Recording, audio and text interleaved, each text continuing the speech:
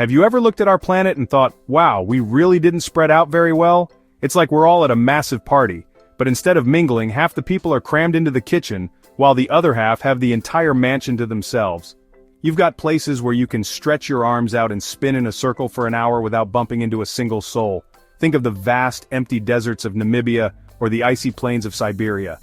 Then, you have places where you can't even stretch your arms out because they're already holding someone else's shopping bag, a chicken, and possibly a small child who isn't yours. This is the great human puzzle. Our bizarre distribution across the globe. Let's be honest, some places are just built for crowds. New York's Times Square on New Year's Eve? It's a celebrity in the world of crowded places. A music festival in the UK? You're basically sharing your personal bubble with 10,000 strangers who all decided that deodorant was optional for the weekend. But then you have the champions, the undisputed heavyweights of human density. And in this category, my friends, the trains in Bangladesh are holding the gold medal, the silver medal, and they probably built a podium out of people just to hold them. Let's paint a picture for you. Imagine you're going to a concert for your favorite artist. It's sold out. Now imagine the organizers sold 5 times more tickets than the venue can actually hold. Now imagine the venue is a long, thin metal tube on wheels. Welcome, my friends, to the experience of riding a train in Bangladesh, particularly during a holiday like Eid. Here, the concept of personal space is a hilarious myth, a fairy tale you tell your children. It's like trying to find a quiet corner at a family reunion where all your relatives are professional drummers. It's just not going to happen. The journey begins not on the train but at the station, which itself is a masterclass in organized chaos. It's a swirling sea of people, luggage, food vendors, and the occasional goat. Everyone is moving with a sense of purpose, a determined drive to get onto that train, no matter what. It's less like waiting in line and more like participating in a friendly citywide rugby scrum. You don't board the train, you are absorbed by it. One moment you're on the platform, and the next, you're part of a human wave that carries you through the door and deposits you somewhere inside. Where exactly, who knows? It's a surprise every time. Once you're inside, a whole new adventure begins. The seats were filled hours ago. The aisles were filled an hour ago. Now people are filling the spaces between the spaces. You'll find people sitting on luggage, on the floor, on each other's laps, and somehow, in the luggage racks above. And then there's the roof. Oh, the roof is the VIP section, if by VIP you mean very inadvisable position. For those who couldn't find a square inch of floor space inside, the roof becomes prime real estate. Hundreds of people cling to the top of the moving train, enjoying the breeze and the unfiltered view. It's a sight that is both terrifying and strangely beautiful, a testament to the human will to get home. It's the world's most dangerous roller coaster where the only safety harness is the grip of the person next to you. Taking a train in Bangladesh isn't just a commute, it's an extreme sport, a social experiment, and a comedy show all rolled into one. So why does a train in Bangladesh look like every single person in the country decided to travel on the exact same day, on the exact same train? Well, it's not far from the truth, and it all comes down to a little concept called population density. Think of it like this. Imagine you have a small apartment and you're living there by yourself. Plenty of room, right? Now invite a few friends over, it's getting a bit cozier. Now, invite your entire extended family, all your neighbors, and their pets. Suddenly your cozy apartment feels like a can of sardines. Bangladesh is kind of like that apartment, but for an entire country. Bangladesh is one of the most densely populated countries on the planet.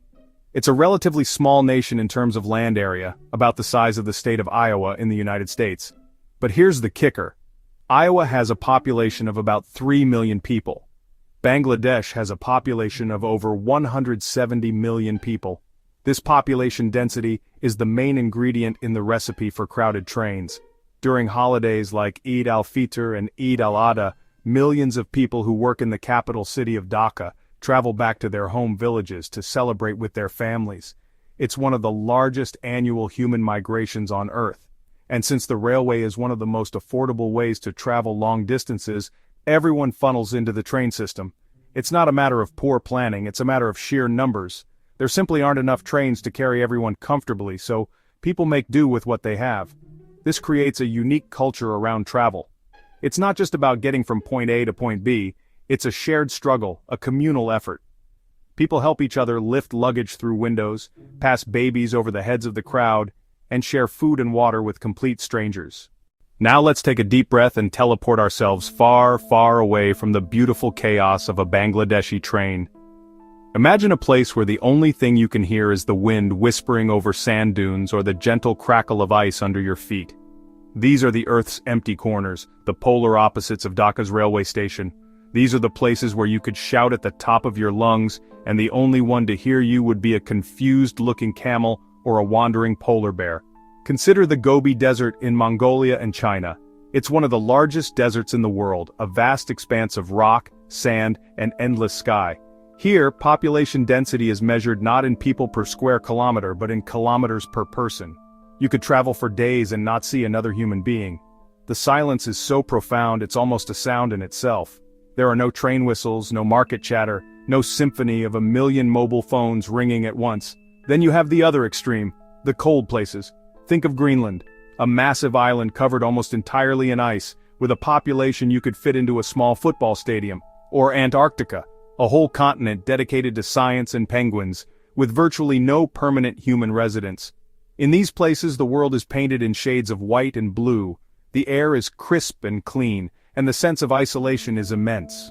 You are a tiny, warm speck in a vast frozen wilderness. The contrast is almost comical. In Bangladesh you might fight for a spot on a train roof to get home for a holiday. In Siberia, you might travel for hundreds of kilometers on the Trans-Siberian Railway and see nothing but endless birch forests and the occasional remote village. Let me tell you, I once had a friend who took one of these legendary train journeys in Bangladesh, and the story he told me is one for the ages. He was trying to get from Dhaka to Chittagong, a journey that's supposed to be scenic. Well, his version was scenic in a very different way. He said he managed to get a spot inside the train, but it was more of a vertical parking spot than a seat. He was wedged between a very large man holding a basket of mangoes and a young boy who was trying to keep his pet goat from eating the mangoes. That's right, a goat, on a train. This wasn't the petting zoo car, this was just regular class.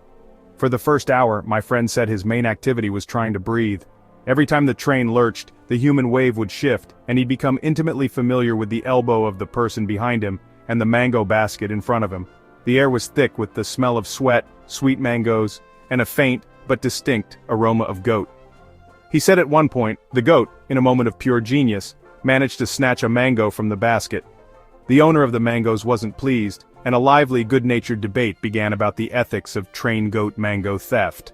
All of this happened in a space smaller than a closet. The highlight of his journey, he told me, was when a vendor somehow managed to navigate this human labyrinth to sell tea. This man was a magician, a true artist of movement. He carried a kettle of hot tea and a stack of tiny cups, slithering through the crowd like he was made of liquid. He'd pour tea over people's heads, under their arms and around their bags, never spilling a single drop. My friend bought a cup, not because he was thirsty but out of sheer respect for the man's incredible skill. He said drinking that hot tea while being compressed on all sides was one of the most surreal experiences of his life. By the time he arrived in Chittagong, he was exhausted, covered in a fine layer of dust, and pretty sure he smelled like a petting zoo. But he was also laughing. He said he had more human interaction in those few hours than he'd had in the past month. He'd shared stories, received travel advice, and even refereed a dispute between a man and a mango-thieving goat. It was uncomfortable, it was chaotic, and it was slightly insane. But it was also undeniably, brilliantly human. It was a story he would never forget, a perfect example of how the most challenging journeys often make for the best tales. Alright, let's put some numbers to this madness because sometimes a good statistic can paint a clearer picture than 1,000 words, or in this case 1,000 people on a train roof. When we say Bangladesh is densely populated, we're not just being dramatic. We're talking about some serious world record level density. The official numbers are honestly mind-boggling. Bangladesh has a population density of about 1,330 people per square kilometer. To give you some perspective, the United States has about 37 people per square kilometer. That means Bangladesh is about 36 times more crowded. Now think about the capital city, Dhaka. If you thought the national average was intense, hold on to your hats. Dhaka is one of the most densely populated megacities on Earth. In some parts of the city, the density can exceed 40,000 people per square kilometer. That's not a typo. 40,000. It's a city humming with an incredible non-stop energy, a vibrant hub of culture and commerce. But it also means that when millions of its residents decide to leave for the holidays, the transportation systems face a tsunami of people. So when you see those incredible, shocking images of trains in Bangladesh covered in people, it's not just a few daring individuals looking for a thrill, it's a direct, visual representation of these statistics. It's what happens when 170 million people live in a space built for a fraction of that number, and a significant portion of them need to travel at the same time. The trains aren't just crowded, they are a living, moving graph of the country's population density. Each person clinging to the side is a data point in a larger story about demographics, economics, and the human spirit's incredible ability to adapt. Why would anyone willingly subject themselves to such a crush of humanity? It's a fascinating question that gets to the heart of what makes us tick. On one side you have the peacekeepers, the people who see a crowd and immediately feel their anxiety levels spike. For them, a crowded train is their worst nightmare. They crave order, predictability, and a generous personal bubble. The thought of being squished, of having no control over their own movement is terrifying. They are the ones who would rather pay extra for a guaranteed seat, or perhaps even wait a few days until the rush dies down. Their sanity is worth more than arriving on time. For these peacekeepers, solitude is golden. On the other side of the spectrum, you have the thrill seekers, though they might not call themselves that. These are the people who are energized by the crowd. They feed off the collective energy, the buzz of 1,000 conversations happening at once. For them, being part of a massive group is exciting, a reminder that they are part of something bigger than themselves. They don't just tolerate the crowd, they embrace it. The chaos is not a source of anxiety, but a source of life. They are the ones who will dive headfirst into the scrum at the train station, seeing it as a challenge to be conquered. For these individuals, the shared experience of the crowded train is a bonding one. The struggle creates camaraderie. They might make new friends, share laughter over the absurdity of the situation, and feel a deep sense of connection with the strangers pressed up against them. After this wild journey through the packed train cars and windswept deserts of our world, we arrive back at the station with one simple question. Where do you belong? Are you the type of person who would hear about the mango-stealing goat and think, "Sign me up! That sounds like an amazing story"? Or are you the type who would hear that same story and immediately start looking up flights to Greenland? There's no right or wrong answer, of course. It's a fundamental part of who we are. Our tolerance for or love of crowds is like a personal thermostat, set to a unique temperature. Some of us are solar-powered by people. We thrive in the hustle and bustle. The energy of a packed street, the roar of a stadium, the shared experience of a festival, these things make us feel connected and alive. Others are more like rechargeable batteries, and solitude is our charging station. We need peace and quiet to function. For us, the idea of personal space isn't a luxury, it's a necessity, like oxygen. So think about it. If you were at the station, and the last train of the day was pulling in, looking like a human beehive on wheels, would you dive in? Or would you turn around and find a quiet hotel for the night? Your answer reveals a lot about you. It speaks to your sense of adventure, your need for connection, and your definition of comfort. The world is big enough for both the crowd lovers and the peace seekers, for the sardine cans and the vast, empty spaces. The only question left is, which ticket would you buy?